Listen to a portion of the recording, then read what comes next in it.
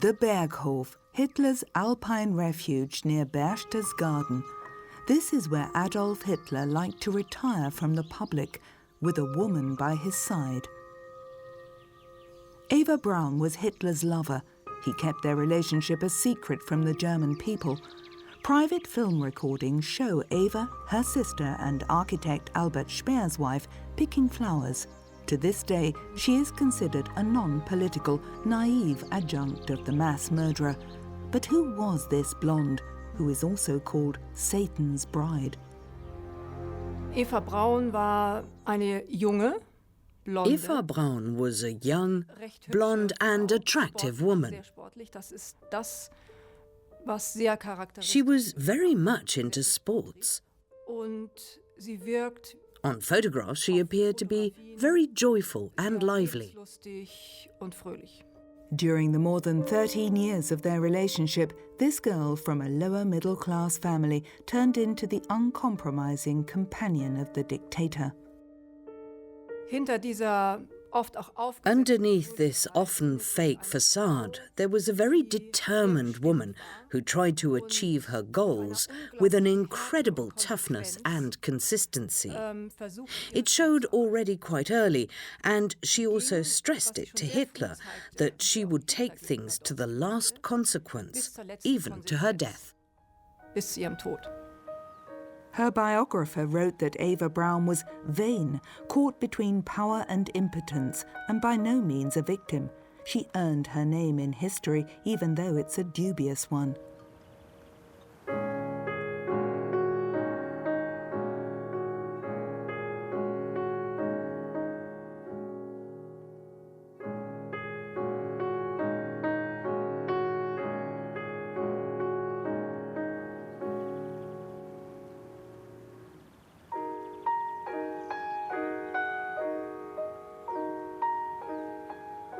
One of the few film recordings that show Adolf Hitler together with his lover on the terrace of the Berghof. Eva Braun was always depicted as a slightly dumb blonde, and Hitler as the detached leader, the inhuman monster who was unable to lead a regular private life. But now we know that this wasn't the case at all. Both had a very close relationship for more than 13 years. And he wasn't detached, but rather tolerant and protective towards her. Everything that pointed to her existence was supposed to be destroyed after their joint suicide in 1945. But the private recordings of Eva Braun survived and allow insights into a rather strange relationship. He seems like the complete opposite of her. A bit uptight, elderly, tensed up. At first sight, they don't seem to fit together at all. But if you look behind the scenes, you can see that they had a lot of common interests. They both loved movies, the opera and operetta, and what really defined their relationship was their commitment towards each other. Total faith and loyalty. In 1946, several hours of film recordings and dozens of photo albums were discovered at the Austrian home of an SS soldier who failed to destroy the materials. Those images allow a look behind the curtains that wasn't made public to the Germans during the Nazi period. They give the illusion of a harmless, idyllic life. Officially, Hitler's lover was employed at the Berghof as his private secretary. She and her younger sister Gretel were amateur film enthusiasts and documented many private moments for years. Die bunte Filmschau, aufgenommen von Eva Braun. Colourful movie moments recorded by Eva Braun was mainly supposed to entertain Hitler's inner circle. She called this film Pünktchen am Berg. It was presumably recorded in the summer of 1937.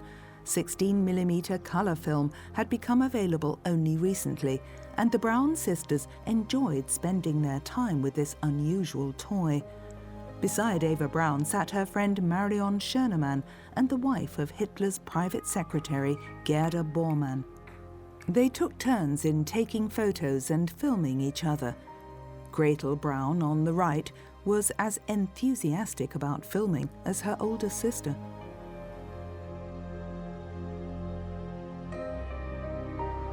Hitler was absent most of the time, so bathing trips with family and friends were a welcome change. Eva Braun especially liked to have her sports activities filmed.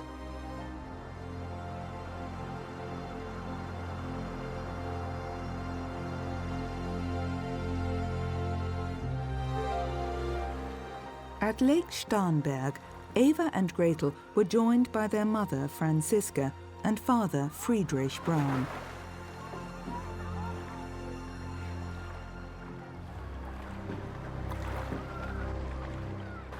The Führer's lover was 25 at that time. Little is known about Eva Braun's childhood and teenage years. Her photo albums provide an insight into her early life.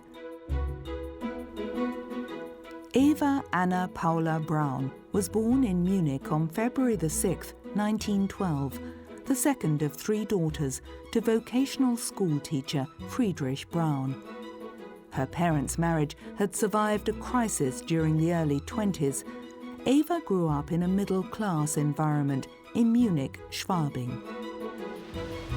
Eva Braun was also the centre of attention during a bathing trip to Wörth Lake.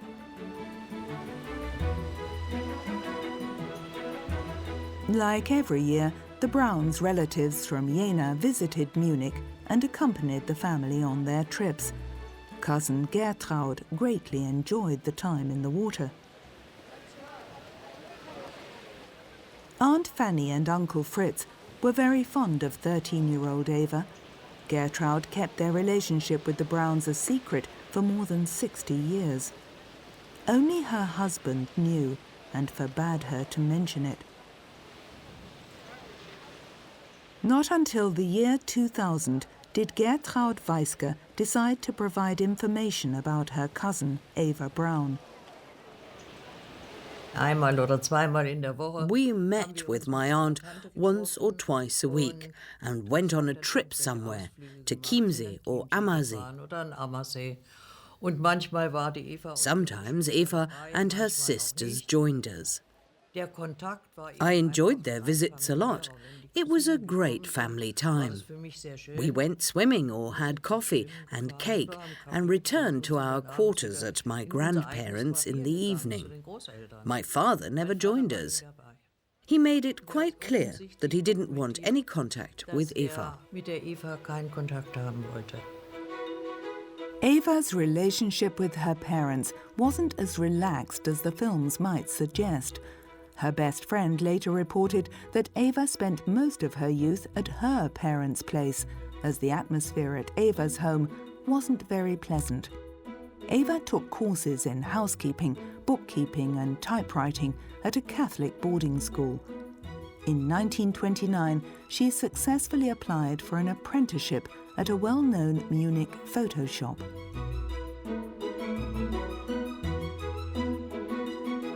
Heinrich Hoffmann was the shrewd personal photographer to Adolf Hitler. At one point, he introduced his new worker to him. "This is our brave little Fräulein Eva." Apparently, the two of them met frequently afterwards. Hitler confided to his adjutant, "For love, I keep a girl in Munich." Sie war 17 und war 40. Also war ein schon etwas ältlicher. She was 17 and he was 40 years old. Mädchen offenbar attraktiv This elderly bachelor apparently was smitten by this girl, and she found him impressive, as did many women at the time.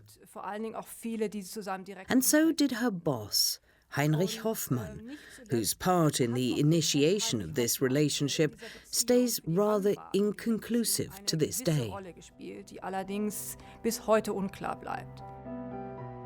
Eva Braun's private photo albums shed a light on the true story. In 1931, she was allowed to accompany Hitler to Obersalzberg for the first time. There were no photos showing the two of them together. The blonde felt neglected. She wanted him to commit himself to her totally, even turning her father's gun on herself. Als 17-Jährige muss man sie sich vorstellen als relativ She was a rather joyful and naive 17-year-old, but at the same time she was quite extroverted. Sie hatte doch immer einen Drang, sich auch She liked her picture taken and was by no means a shy girl. gänzlich schüchtern.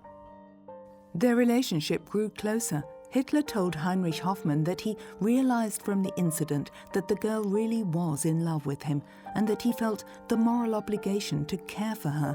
Eva Braun's family was anything but euphoric about this relationship without a marriage certificate. I was 9 years old when I got wind of it by reading it in the papers. I saw a photo of Eva and Hitler. I think he was on it too. And the caption read, "Eva Braun, a teacher's daughter from Munich, is Hitler's new favorite." I showed it to my mother and she said, "Don't talk about this. It's not true. This is nonsense and I don't want it mentioned again." As Hitler made no attempts to legitimize that relationship, Eva Braun was considered his mistress by her relatives.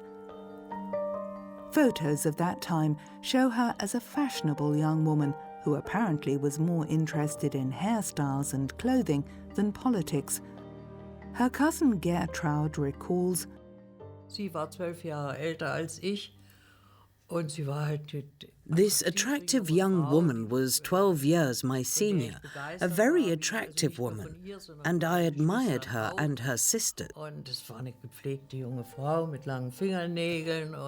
She was well groomed with her long fingernails, and I enjoyed meeting and spending time with them. Aber mit 10 Jahren, da macht man sich keinen Gedanken darüber. As a 10-year-old, I didn't wonder whether I wanted to become like her and didn't really think about it. We fooled around like young girls do. She was very much into sports, dived from the highest platforms, whereas I only managed the lowest one. Despite the feelings of my other relatives and the difference in age, I idolized her as the athletic young woman she was.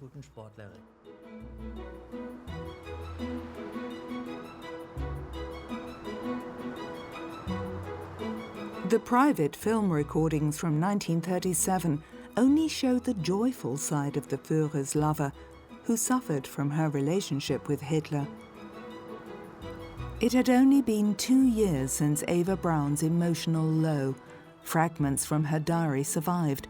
She noted on May 10th, 1935, "Miss Hoffmann told me both in a loving and tactless way that he now has a substitute for me." Ich würde sagen, nach dem, was ich heute weiß, From what I know today, I would say that she was pretty depressive, and she always had to disguise this depression. With sports, with clothing. She always needed to distract herself from her sorrows, but nobody realized it in everyday life. He should know me well enough to see that I would never put obstacles in his way if he should fall in love with another woman. Why should he care about what becomes of me? 23-year-old Eva's manic-depressive moods soon became apparent to her family. Die Familie hat's gewusst, ich habe es zum Beispiel nicht gewusst. Her family knew. I didn't, but in retrospect, all this changing of clothes was manic behavior. She changed 5 or 6 times a day at the Berghof, where basically nobody was there to see and admire her. She did it just for herself. And she also found it hard to concentrate.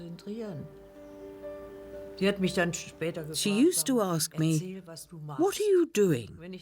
And when I started telling her about mass or something, she just replied, "Never mind."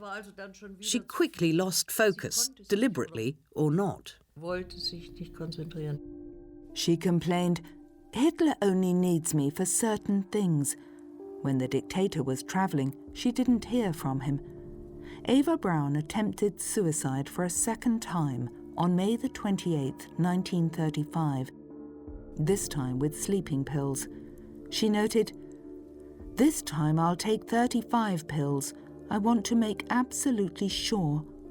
If he'd only call." Der Selbstmordversuch Eva Brauns zeigt, Eva Braun's suicide attempt shows that this relationship at the time had evolved into something deeper. dass es auf It keinen wasn't Fall eine superficial anymore, and something sondern had gone dass wrong. diese Beziehung irgendwie aus dem Ruder geraten war. Es hätte He ja auch could so have sein können, been dass dadurch appalled by abgeschreckt it and wäre. could have tried to get Irgendwie rid of danach her. versucht hätte, sie But loszulassen. instead, he Aber saw nein, it für as ihn a war proof das of im her Grunde total genommen commitment and ein loyalty, Zeichen which ihrer was absoluten exactly Treue. what he Und expected es from war his genau das, was disciples. er ja von seinen Jüngern Loyalty erwartete, until Treue death, bis in den Tod. and she was ready Das to give war and sie live it. eben bereit zu geben und zu leben. Eva's parents reproached her constantly and made it impossible for her to remain at their home. Finally, she moved to a house in the elegant district of Bogenhausen, which Heinrich Hoffmann bought by order of the Führer. Hitler's private apartment was close by. Eventually, she was allowed to quit her job at the photo shop. For appearance's sake, her sister Gretel also moved to the small house with a garden. In 1938, Eva Braun became its official owner. Ich wusste nicht, von wem sie das Haus bekommen hat. I didn't know who had given her the house. All I knew was that she and Gretel moved out of their former home and moved there now. They were old enough to do so after all. But I didn't know anything else about that house, that it was a present of Hitler's. Nobody ever talked about it. Lavish parties were frequently held at the house, but the mood was anything but festive, as Eva's father didn't want to accept the disgrace that she was bringing upon the family. Her biographer doubts the credibility of Friedrich Braun's later statement that he had written a letter to Hitler ordering his daughter to return to the family home. Es herrschte bisher To date, it was assumed that her father was against National Socialism. But the questioning he had to go through after 1945 showed that he apparently believed in the Führer until the end. Mit den Spruchkammerverfahren, dass dort sagte, habe bis zuletzt an den Führer geglaubt. Therefore, nobody in the family was in opposition to the regime. Zu diesem System gegeben. Es hat niemanden in dieser Familie gegeben, der sich im Widerstand befunden Everybody hätte oder auch benefited gegen das from it, Regime from the gewesen. mother to the Alle haben youngest davon daughter. profitiert, von der Mutter bis zur jüngsten Schwester. There was no falling out with the family. On the contrary, Eva's parents were now also welcome guests at Obersalzberg. Like their daughter, they accepted the fact that Hitler wouldn't marry his life partner. Apparently, Franziska Braun convinced her husband that resisting this relationship, especially as it was quite persistent, would be futile. Any daughter can get a husband, but someone like Hitler? That was something different. Eva Braun used uncharacteristic toughness and well-aimed intrigues to drive possible rivals for Hitler's favour away from Obersalzberg. Her position there became undisputed over the years. "I'm the lover of Germany's and the world's greatest man," she allegedly once said. Officially, there was no talk of any woman at Hitler's side. The dictator said, "My bride is Germany." Nazi propaganda claimed that the Führer had no private life. He served the German people day and night. Film and photography had become Eva Braun's biggest passions. She loved to stage her lover on the Berghof's terrace. The film seemed to show the Führer transported to another world, distanced from his people, welcoming friends and political companions up there. Some of her photo spreads survived uncensored in her private albums. showing Eva Braun's professional work. Diese Filme und Fotos, die Eva Braun von Hitler The films and photos Eva Braun shot of Hitler and the people at the Berghof weren't just of a private nature. She still worked for Heinrich Hoffmann and also created those works to sell them, and she sometimes got big sums of money for them.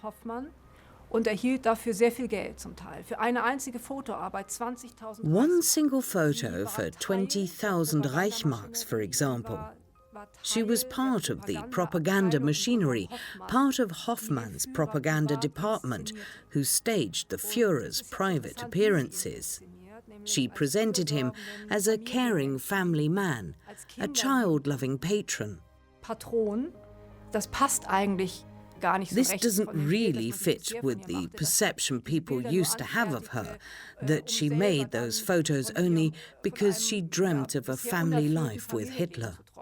No, she used those photos for business, and Hitler was well aware of that. It was part of the plan.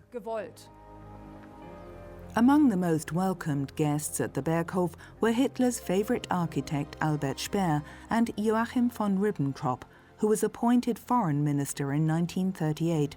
Heinrich Hoffmann and his wife were also often present.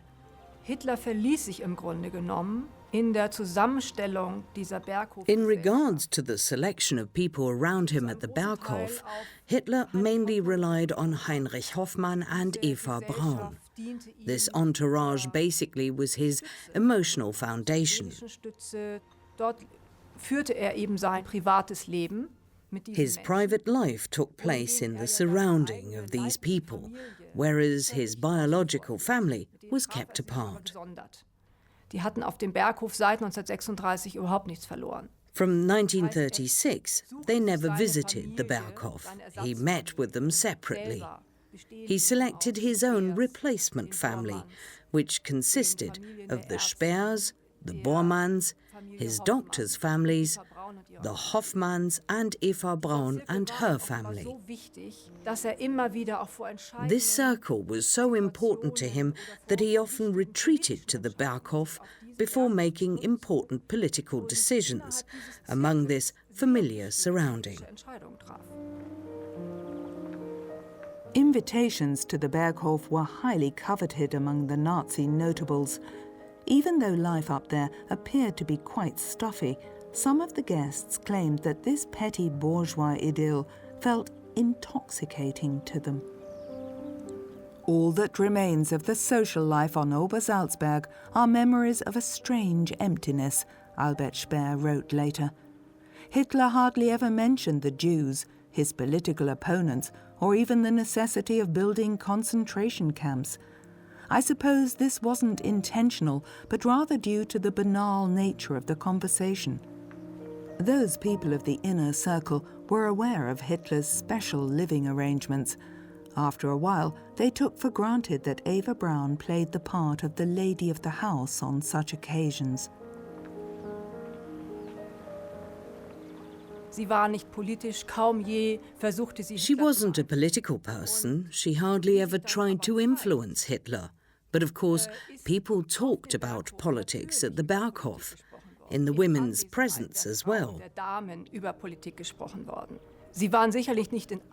They weren't involved in the decision-making or military planning, but there were discussions about how to proceed with Austria after the so-called annexation, for example. Hitler's secretary, Martin Bormann, was also part of the inner circle. He made sure that all the neighbours disappeared from around the Berghof and supervised its transformation to a secure, restricted area for the Führer. Hitler liked to sleep long and usually ate lunch at 3 o'clock in the afternoon. This was often followed by a long walk with his guests. This time, Ribbentrop appears to be Hitler's preferred conversation partner. Several delicate political matters were discussed confidentially. The foreign minister was a loyal henchman to the dictator, implicitly supporting his plans for war.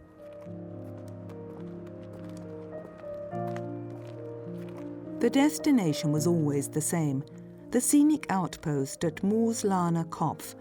When the weather is good, there's a superb view towards Salzburg from there. Nearby, Bormann had a tea house built for Hitler.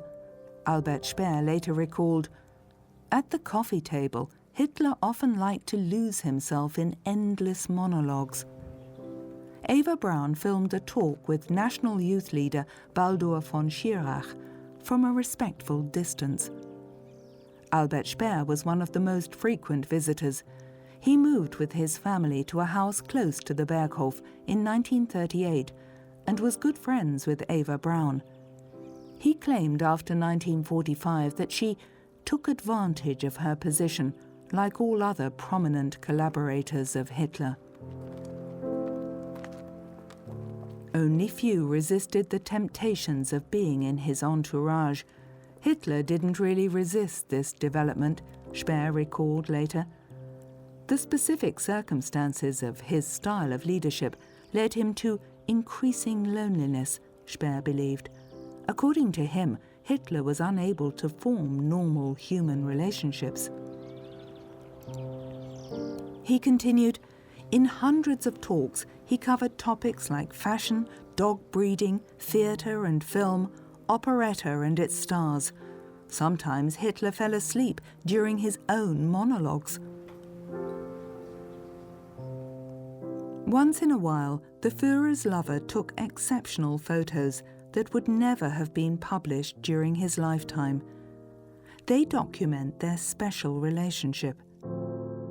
Eva Braun enjoyed playing the hostess who calls the tune, according to her standing. Building the Kehlstein house was the highlight of Bormann's building work at Obersalzberg. In order that the Führer and his entourage could reach its vantage point at 1,800 meters, a road and an elevator needed to be cut into the mountain's rock. But Hitler rarely appeared. It is said that he suffered from vertigo, but Eva Braun enjoyed coming there. She seemed much more playful when the dictator wasn't around.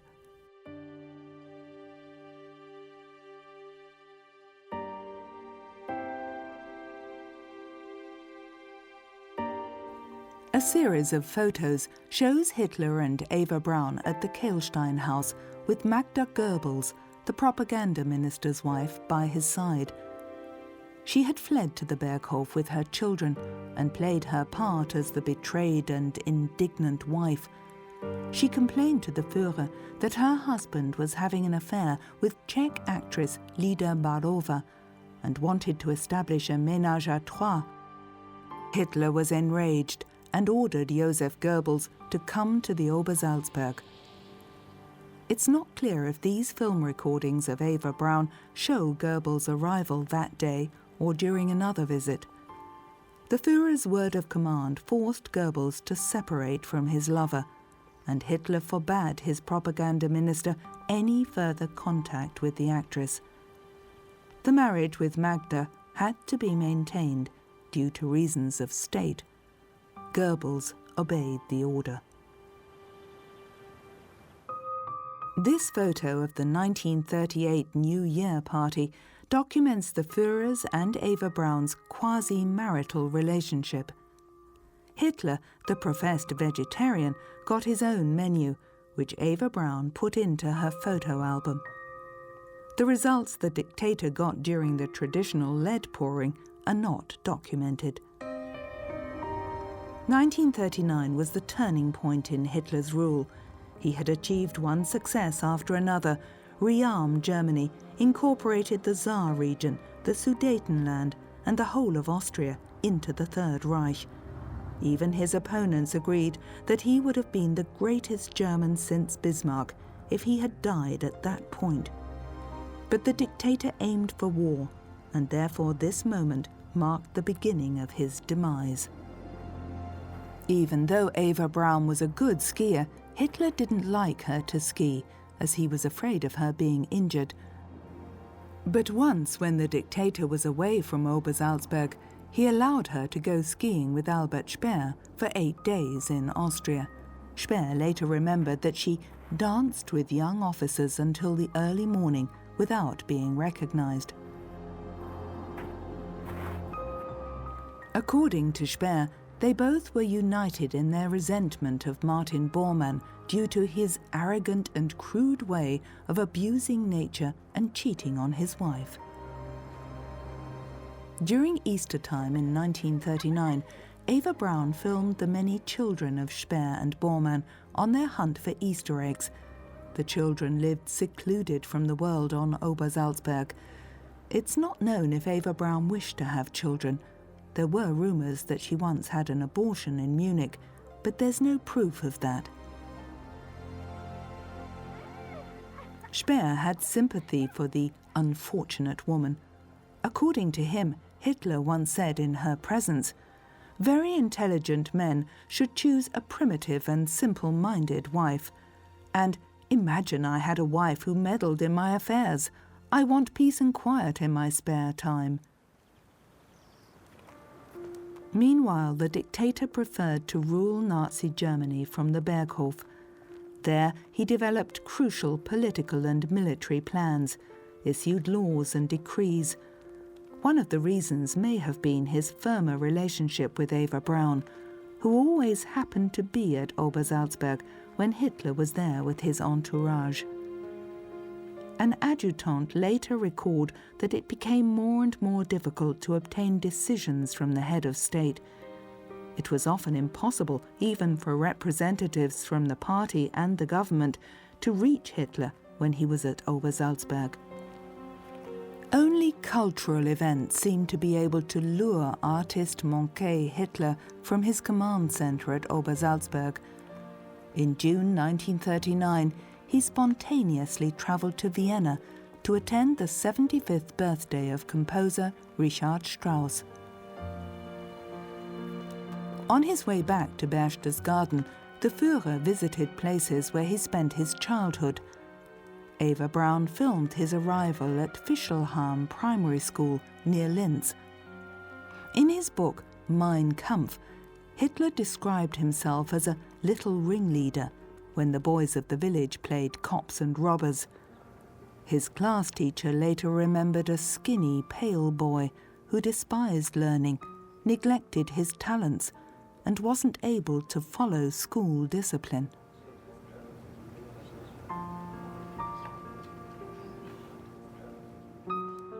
Back at the Berghof, the dictator planned the imminent military campaign against Poland. In the meantime, the Braun family decided to go on an unusual cruise. Mother Franziska was filmed during her visit to a travel agent's, where she booked a trip to Scandinavia for her and her daughters, Eva and Gretel. Friedrich Braun wasn't part of the tour party.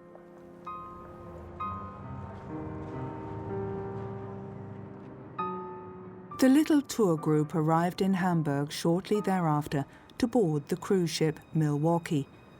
The Brauns, with Eva behind the camera, crossed the harbour on a launch.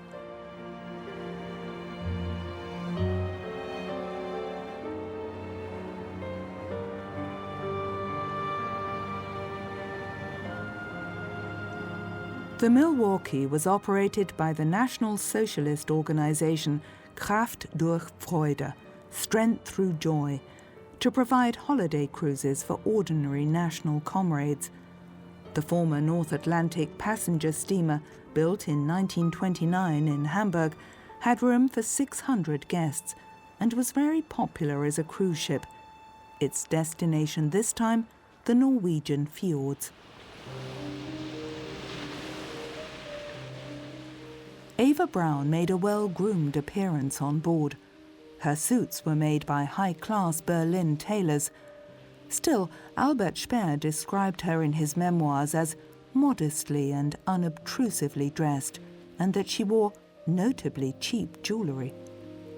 The first-class passengers passed their time at the pool.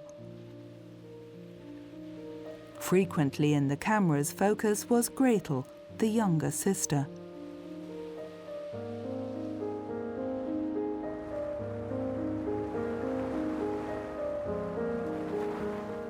shore excursion in northern Norway.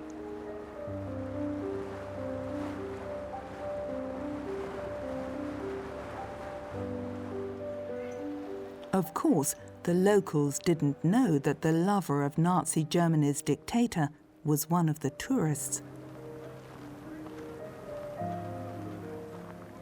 Foreign publications frequently wrote that Hitler was liaised with a certain Eva Braun, but they apparently lacked reliable information. Journalist Robert Arndt wrote in a booklet entitled The Women in Hitler's Life that was published in New York in 1944. Eva Braun is hardly the typical Aryan glamour girl. She may be blonde and blue-eyed, but she is stout and ungainly in her appearance. She resembles the image of a German middle-class Hausfrau rather than First Lady of the Reich. Eva hasn't always been the conservative housewife she is now. In the early days of her relationship with Hitler, she was known for the drinks she served the Nazis and even the Führer. She also had a talent for producing perfumes, and it is rumoured that she mixed erotic scents to attract the Führer. Obviously, this description was totally fabricated, and Nazi censorship made sure that it wasn't published in Germany. Gretel relaxed at the pool in her fashionable two-piece swimsuit. She simply adapted to the needs of her older sister, acting as companion and chaperone.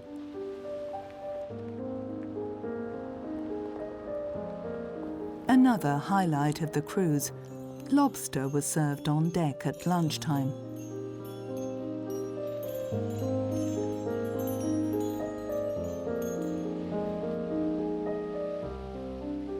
The Browns wallowed in luxury, while their daughter's partner at home was preparing to plunge Europe into another war.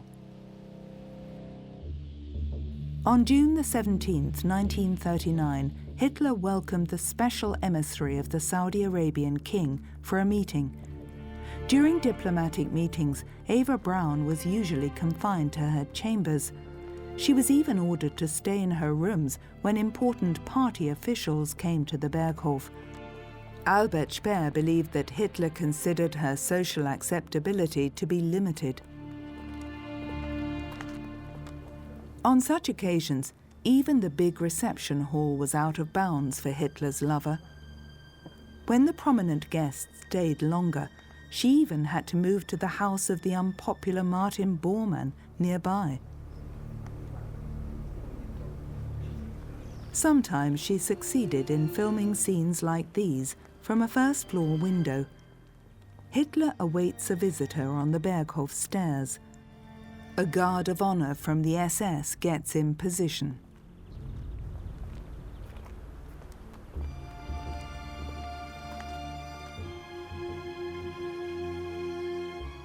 Hitler was convinced during his rise to power that Germany's former greatness could only be achieved by another war where countries were conquered. Of course, this would need to be done by force. There would be war, and he wanted to start it when he was still physically fit to lead it. The thought of sickness or an early death made him expedite his plans for war. He wanted to start it sooner rather than later. Hitler didn't consider war as something shameful or that should be avoided. Poland would be his first casualty. On August the 12th, 1939, Eva Braun had to disappear from the scene once more. From a safe distance, she filmed a unit of the Leibstandarte SS that were lined up for the reception of Italy's foreign minister, Count Ciano, who had come to discuss Italy entering the war with Hitler. It isn't clear if Heinrich Hoffmann shot this close-up photo of the visitor. Eva Braun's note in her photo album reads, "There's something forbidden up there. Me." Hitler informed his ally about his decision to attack Poland. Eva Braun called these snapshots of the guest of state's departure viewed from the hotel room's perspective, During that time, Eva Braun was able to film SS Chief Heinrich Himmler with his associates Reinhard Heydrich and Karl Wolff on the Berghof terrace. On several occasions, the dictator discussed the details of war, terror and mass murder with his henchmen at Obersalzberg. Foreign Minister Joachim von Ribbentrop also took part in Hitler's talks about his war plans. As peace in Europe hung by a thread, the Führer isolated himself from the ministerial bureaucracy and assembled his confidants. The dictator planned a special coup. Ribbentrop was supposed to travel to Moscow in order to sign a non-aggression pact with Stalin. Heinrich Himmler and his enforcer, Reinhard Heydrich, meticulously prepared the brutal oppression of Poland. They presented the details during their visit at the Berghof. So-called Einsatztruppen, special action squads derived from police and security forces, were to liquidate the Polish ruling classes, as Hitler intended to occupy the country permanently. On August the 23rd, 1939, Hitler nervously awaited positive news from Moscow. Eva Braun's presence was permitted that day. She filmed and took photos. The caption of her professional photo documentation reads, "Then Ribbentrop travelled to Moscow." When Ribbentrop confirmed the pact with the devil, the dictator rejoiced. "This will hit like a bomb." Other photos show Hitler, Bormann and Goebbels as the news was spread officially. Eva Braun's comment, "Hitler listens to the news on the radio. Still, Poland refuses to negotiate." Eva Braun's biographer is certain that the women were well aware of the historical significance of those dramatic days at the Berghof. This situation at the Berghof, shortly before Stalin signed the non-aggression pact, shows how engrossed those men around Hitler were, how much the inner circle with Goebbels and Speer were involved in the political events at that time. Eva Braun photographed that tense situation at the Berghof when Ribbentrop was in Moscow and the signing was imminent. It also shows that the women were inaugurated as well. They spent the evenings and weekends together for weeks, and of course they talked about these events, as they were crucial for them too. Hitler didn't differentiate between private and political life. For him, it was all the same. Himmler's murder squads were given free rein in the case of armed conflict with Poland because the foreign minister's agreement with Moscow guaranteed that Stalin's Red Army wouldn't intervene, but only occupy and annex the eastern part of Poland. So, Obersalzberg played a crucial part on the path to the Second World War. All attempts to stop Hitler on his way to destruction were doomed to fail.